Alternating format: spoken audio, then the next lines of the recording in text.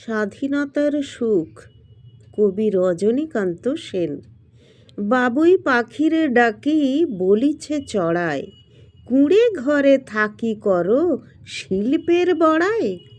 আমি থাকি মহা সুখে অট্টালিকা পরে, তুমি কত কষ্ট পাও রোদ বৃষ্টি ঝড়ে। বাবুই হাসিয়া কহে, সন্দেহ কি তাই, কষ্ট পায় তবু থাকি নিজের বাসায়।